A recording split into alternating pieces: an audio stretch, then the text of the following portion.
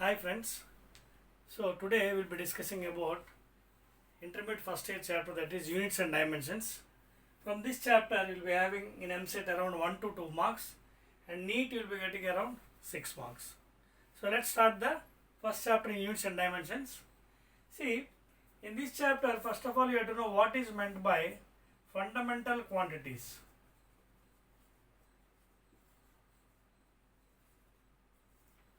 So what are fundamental quantities? Generally we have 7 fundamental quantities in the universe: length, mass, time, thermodynamic temperature,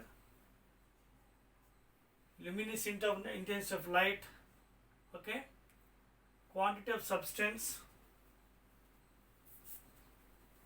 So generally we have 7 fundamental quantities: length, mass, time, thermodynamic temperature or Kelvin temperature, luminous intensity of light, current, strength of current you can write as small a or capital A, and last one is quantity of substance, mole or Avogadro number. See 1, 2, 3, 4, 5, 6, 7.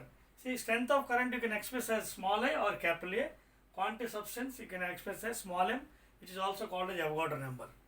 So apart from these 7 fundamental quantities, we have 2 supplementary quantities. We have 2 supplementary quantities. Those are, first one is plane angle, and second one is solid angle. See, plane angle is generally measured in radians, solid angle is measured in steradians. Okay, plane angle is measured in radians, solid angle is measured in steradians. Okay, so solid angle means you all know, generally in a circle, suppose if this is the center, the angle subtended by the arc at the center of the circle is called as solid angle, and it is measured as steradians, SR or simply steradians. Radians means the rotation of the circle in degrees or in radians. In degrees means one circle is nothing but 360 degrees, one circle is known as 2 pi radians. Like that you can measure the supplementary quantities. Okay, right. Now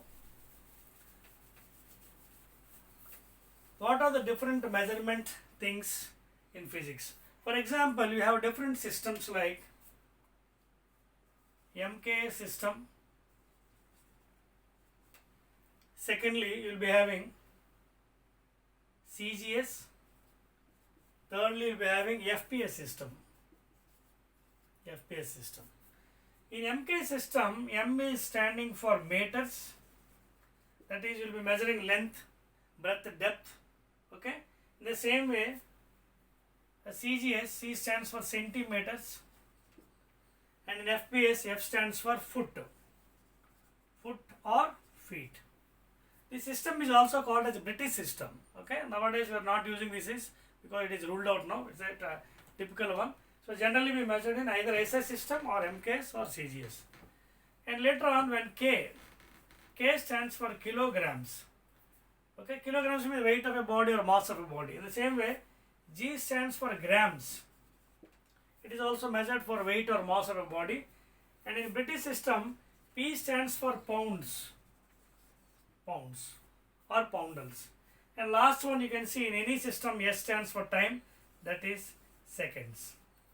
Last one is seconds. Okay. So this is how we will be measuring the different systems in MK, CGS and FPS system. Okay, clear?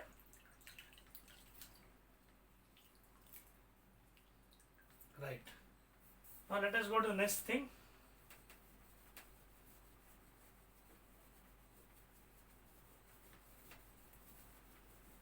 Now after learning about fundamental quantities, okay, after knowing about fundamental quantities, okay, now how to measure these fundamental quantities: length, mass, time, temperature, okay, strength of current, etc., etc. We'll see now how to measure these one. For example, length is measured, already just now I told you, in meters. Length is measured in meters or centimeters or foot by feet.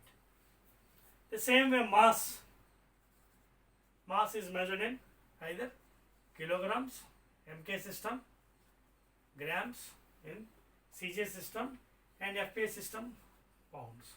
The last one, time is measured in any system, seconds. Now after this, another system is developed which is called as SA system.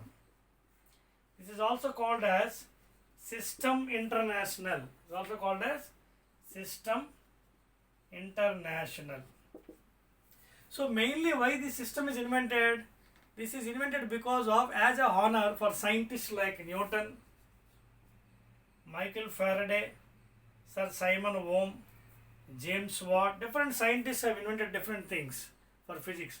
So to respect them as a honor, SA system was invented. That is called as System International. Therefore, in other words, SA system and MKS both are one and the same. Okay? In MKS, you may be having scientist names, but in SA, generally, you will be having scientist names. Okay? So that is the main motto of SA system. Now, let us see the derived quantities. Derived quantities. So what is meant by derived quantities? See, what is meant by derived quantities? See, the name itself is telling what is meant by derived. The quantities which are extracted from fundamental quantities. I mean physical quantities. Okay? The physical quantities which are extracted from fundamental. From fundamental quantities. For example, see, so many you are having examples for derived: area, pressure, density, momentum, energy, etc. So all these are comes under derived quantities. Let us see one example: area. So what is area? Length into breadth. So length fundamental, breadth fundamental. In the same way, density, if you see mass per volume, mass is your fundamental quantity. Volume, length, breadth into depth. So in the same way, you can prove for anything, density. Density is over. You can also prove for pressure, force by area. Force again, mass into acceleration, area, length into breadth. So all this comes under again derived quantities. Okay. So derived quantities, again derived units are the same thing. Derived units means the units which are given for derived quantities. In the same way, fundamental units means the fundamental units which are given for fundamental quantities like length, mass, time, thermodynamic temperature, luminous intensity, strength of current, and quantity of substance. Okay, right. Now, the most important thing will be going in the next point of this first chapter is principle of homogeneity. Let us see what is meant by principle of homogeneity. Let us see what is meant by principle of homogeneity. See, in homogeneity principle, what we will know is, for example, homogeneity principle.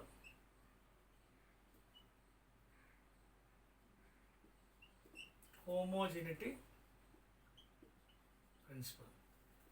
In homogeneity principle, what we will see is, let, for example, x is equal to y plus z. Let us consider an equation x is equal to y plus z. Homogeneity principle states that, for example, left side x term indicates a physical quantity force. Let us say that left side x term indicates a physical quantity F, force. Then it means that right side terms y and z also should indicate the same physical quantity F only. That is called as homogeneity principle. That means x is equal to y is equal to z. In the same way, x is equal to y is equal to z. That means every term on the left side should be equal to right side terms. This is homogeneity principle. For example, let us do a numerical. For example, v is equal to at plus bt square plus ct cube. For example, say v is equal to at plus bt square plus ct cube. Here a, b, c are constants. V is velocity in meters per second.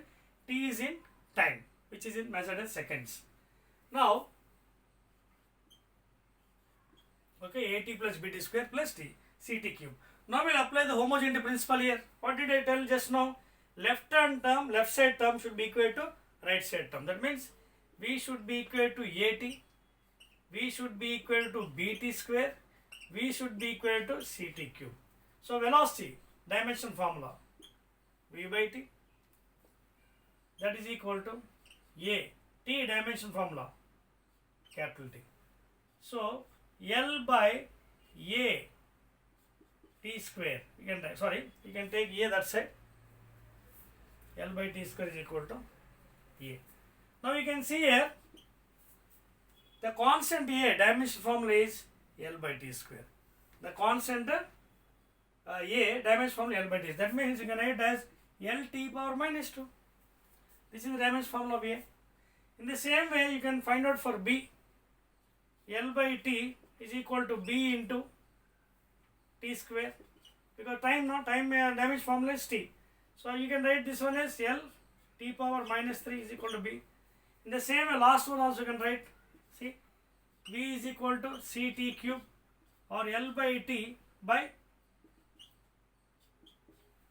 L by T cube means how much? T power 4. L T power minus 4. So these are the dimension form of the constant. Like this you can find out by using principle of homogeneity.